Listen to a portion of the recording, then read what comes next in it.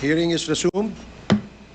So to formally start ang ating committee hearing, please allow the chair to deliver his opening remarks. This is very short.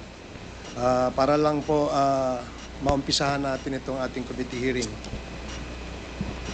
To our Senior Deputy Speaker Aurelio Dong Gonzales, the principal proponent of the hearing of the Quadcom, to our Deputy Speaker J.J. Suarez, to co-chairs Joseph Caraps Paduano, Chairman Dan Fernandez, Chairman Benny Abante, Vice Chairman Romy Acop, my esteemed colleagues, Honorable former President Rodrigo Duterte, magandang umaga po sa ating lahat. Mayong buntag, Mr. President, maradyaw na buntag, o maayab-ayabak po in Kapampangan.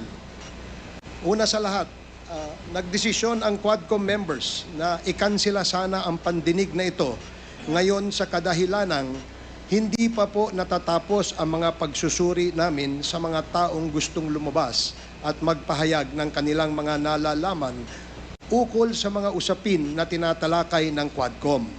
Partikular ang pagkalat ng ilegal na droga at extrajudicial killings. Kaya po minabuti na ikansila muna. Ito pong pagkansila ay naiparating ng maayos at sa tamang oras sa lahat ng kinauukulan, kabilang na ang tanggapan ni dating Pangulong Rodrigo Duterte.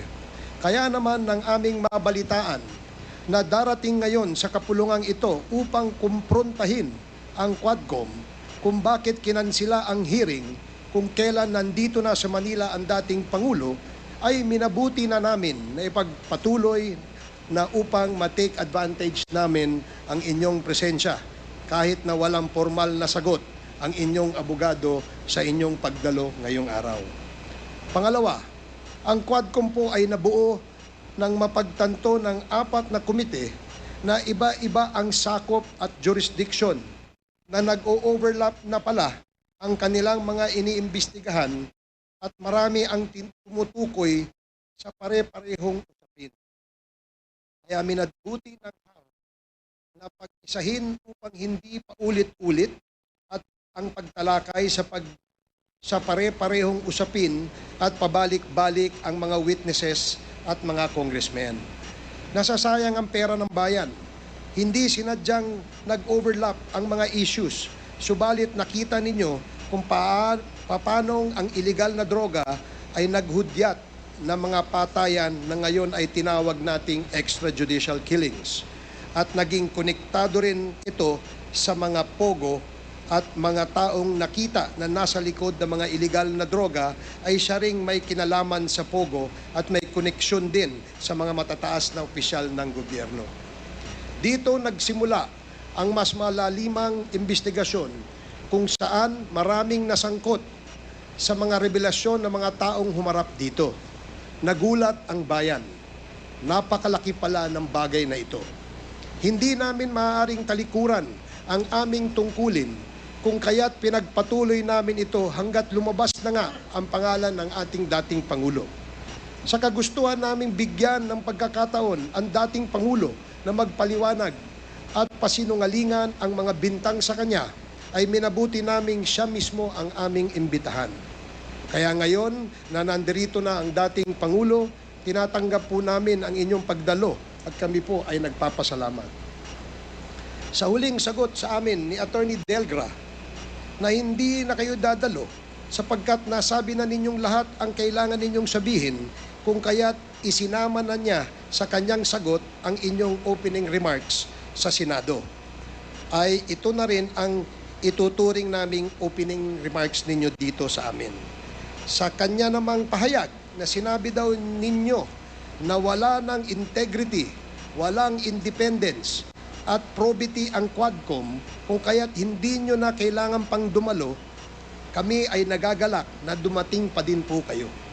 At sa inyong desisyon na magpakita dito sa amin at paunlakan ang aming imbitasyon, ay pinasisinungalingan ninyo ang sinabi ni Attorney Delgra na wala kaming integridad, walang independence at walang probity.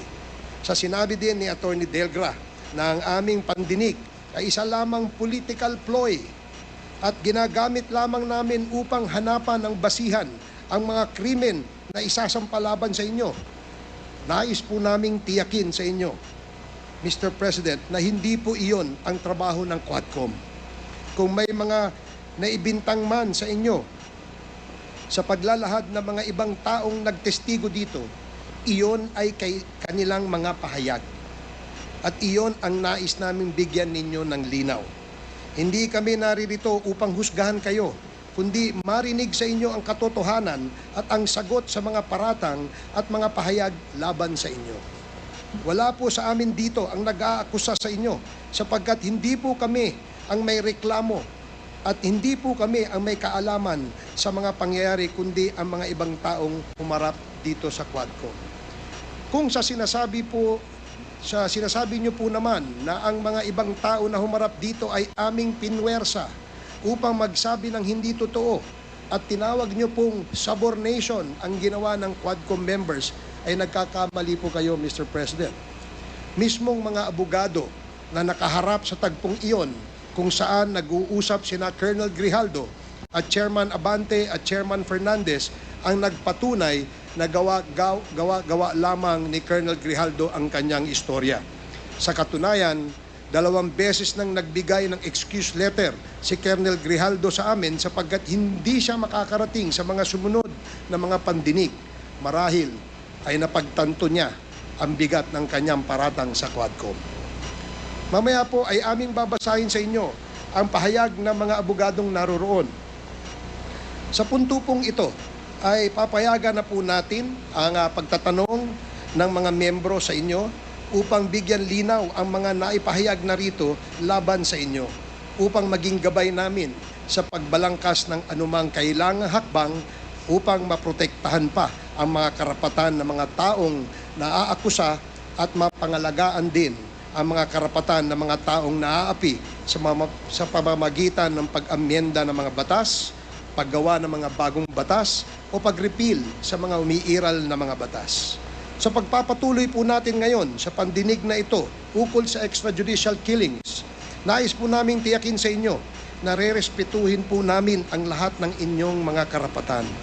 Hindi po kami naririto upang kayo husgahan, kundi pakinggan ang inyong panig.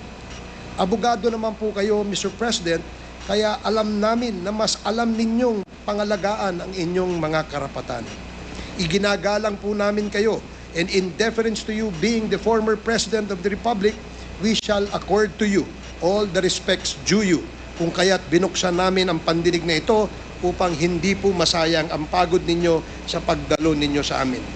Nag-imbita din po kami ng mga resource persons na hindi namin inaasahan na makakadalo pa dahil nag-cancel na po kami nung Lunes. Kaya ang pagbubukas na ito ay sobrang short notice. Kaya po sa mga makakadalo at hahabol o makakahabol, welcome po kayong lahat ng mga invited guests and resource persons. Sa mga hindi po invited, ngunit naririto, pasensya na po kayo. At hindi po namin kayo papayagang gamitin ang oras ng Quadcom at baka malihis tayo sa ating agenda sa araw na ito.